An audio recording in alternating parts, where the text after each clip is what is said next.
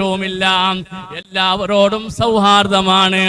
ഈ ജമാഅത്തിൽ നിങ്ങൾ എല്ലാവരോടും നല്ല രീതിയിൽ ഞങ്ങൾക്കതാ പെരുമാറുന്നു. പക്ഷേ സുന്നത്ത് ജമാഅത്തിനെ തൊട്ട് കളിച്ചാൽ, അതിനെ പരിഹസിക്കുന്ന പ്രസംഗം ഇവിടെ നടത്തിയാൽ ഞങ്ങൾ അതിനക്ക് മറുപടി വെച്ചേ തീരൂ. അതിൽ യാതൊരു കോംപ്രമൈസ് ഇല്ല കേട്ടോ.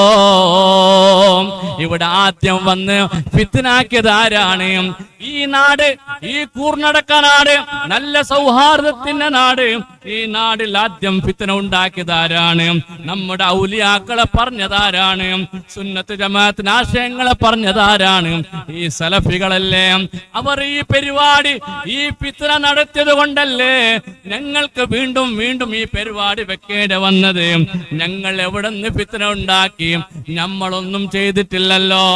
ഇൻഷാ അല്ലാഹ് ഇനിയും സലഫി ഇവിടെ വന്ന് പ്രസംഗിച്ചാൽ, അല്ലാഹു തൗഫീഖ് ചെയ്തിട്ടുണ്ടെങ്കിൽ ഞങ്ങളിവിടെ പരിപാടി വെക്കും. അത് സലഫീന്റെ ആശയത്തെ എതിർക്കാനാണ്, അല്ലാതെ വാശിയും വൈരാഗ്യമല്ല എന്ന് സാന്ദർഭികമായി ഞാനതാ ഉണർത്തി. ഇൻഷാ അല്ലാഹ് നമ്മുടെ സഹോദര സംഘടനയായ SKSSF ഇൻഷാ അല്ലാഹ് സലഫിക്ക് മറുപടി എന്നോളം 18-ാം തീയതി ഇവിടെ ഇതേ മണ്ണിൽ വെച്ച് ഇൻഷാ അല്ലാഹ് മുജ്തബ ഫൈദ് ഉസ്താദിന്റെ പ്രഭാഷണമുണ്ട് കേട്ടോ.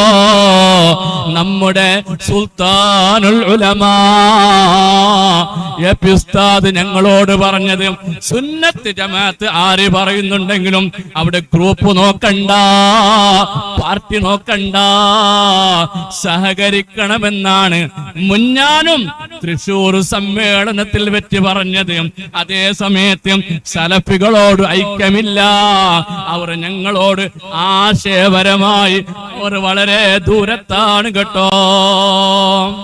ഇൻഷാ അല്ലാഹ് ബഹുമാനപ്പെട്ട